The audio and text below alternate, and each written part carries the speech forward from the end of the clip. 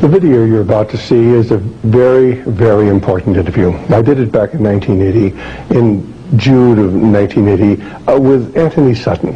And of course, Anthony had been a scholar at the Hoover Institute for really many, many years. And while he was there, he wrote the 3 volumes of Western Technology and Soviet Economic Development. He wrote his book, National Suicide, and these books went into the background of the funding of the Soviet Union from its inception, and of course his book, National Suicide, went into the fact that America was financing the Soviet Union all during the Vietnam War, while the Soviet Union was financing the North Vietnamese who were killing our boys in South Vietnam. In fact, everything was done to prevent Professor Sutton from either publishing the 3rd volume of Western Technology or his book National Suicide. Tremendous pressure was brought to bear on his publisher so that National Suicide could not be brought out. So the American people were not to know that during the Vietnam War we were financing indirectly the North Vietnamese. Well, let me just show you a few of the books that Professor Sutton has written, and these would include, of course, the Western Technology and Soviet Economic Development, Wall Street and the Bolshevik Revolution, Wall Street and FDR, Wall Street and the Rise of Hitler, and of course National Suicide. He's probably written at least 10 other books, including The Federal Reserve Conspiracy, the Trilateralists over Washington, volumes 1 and 2. He's written extensively on the Skull and Bone Society, on gold, on diamonds. Certainly Anthony Sutton is one of the finest writers that we have within the conservative movement today. And for the last 20 years, he hasn't been doing interviews. I've contacted him a number of times, asked him to do radio interviews with me, but he is unavailable. I think that you're going to find that this interview will explain to you who it was who financed Adolf Hitler and gave him the capability of waging war against the West, who it was who financed the Bolshevik movement after it was established in 1917 and kept it going until the Berlin Wall came down in 1989. You're going to learn about the Trilateral Commission. You're going to learn about who controls the media in the United States. Indeed, who is the invisible government and what the ultimate goal of that invisible government is, and why that invisible government financed Adolf Hitler and finances communism and has financed communism since its inception. And now to Anthony Sutton. Dr. Sutton, you wrote 3 series of books while you were a research fellow at the Hoover Institute. Can you give me basically the background of the content of these series? Yes, the series I wrote at the Hoover Institution at Stanford University concerned the transfers of Western technology to the Soviet Union, and essentially comprised 3 individual books. Each book covers a period of time since 1917. And then you wrote a second series of books on Wall Street. Yes, these were trade books. In other words, they're not academic books. They're written for the general public.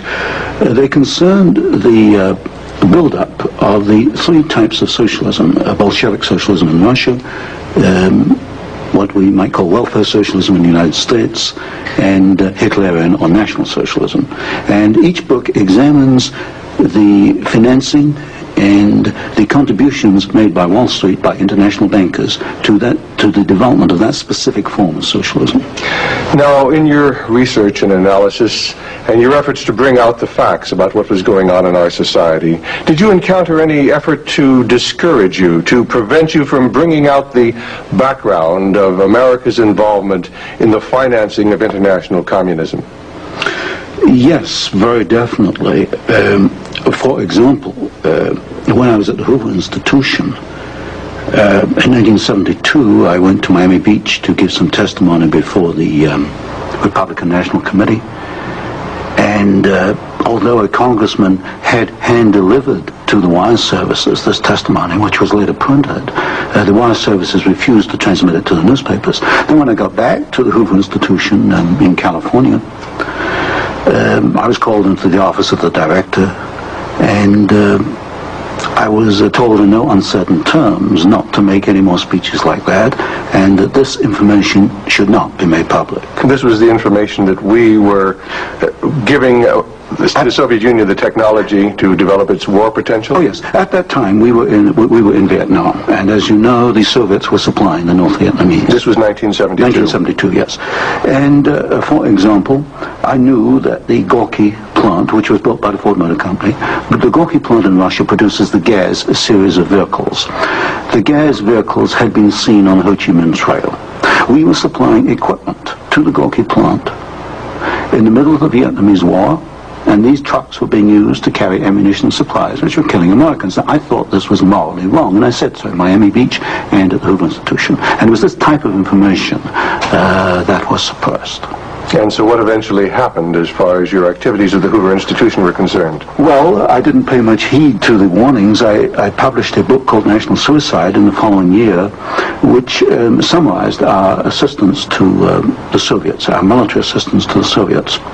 And when that book came out, again, there was great pressure to stop the book. There was pressure on both the publishers and me personally. And I felt I couldn't take this, and a few years later I just left the Hoover Institution. Since 1975 I've been an independent author without any ties whatsoever.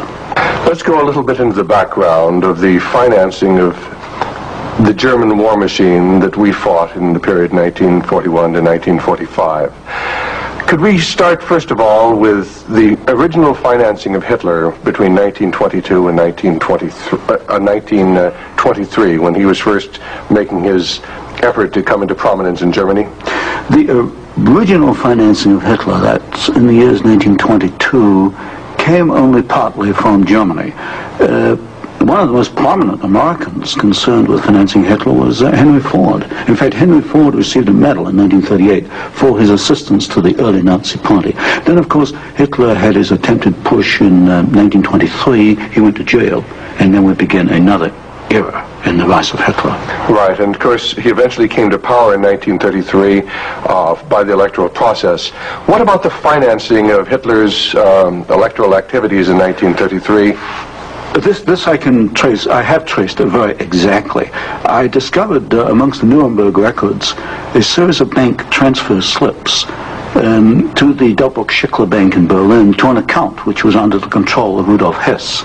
And this was the fund that was used to finance Hitler's access to power in March 1973.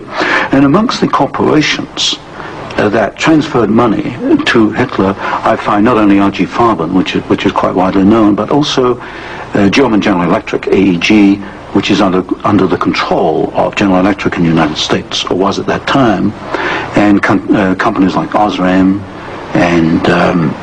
Now, what was the tie-in between Osram and General Electric? The tie-in was a share tie-in. International General Electric in the United States had controlling interest in German General Electric, and also through share interlocks, a controlling interest in Osram in Germany. So then we have Ford and we have General Electric helping to finance Adolf Hitler's rise to power. Were any other large American corporations involved? Very definitely. Standard Oil, through its technical association with I.G. Farben, for example, Germany could not have gone to war in 1939 without tetraethyl. You need tetraethyl to raise the octane value of aviation gasoline. Germany had no means of doing that. This was developed in the ethyl laboratories in the United States and transferred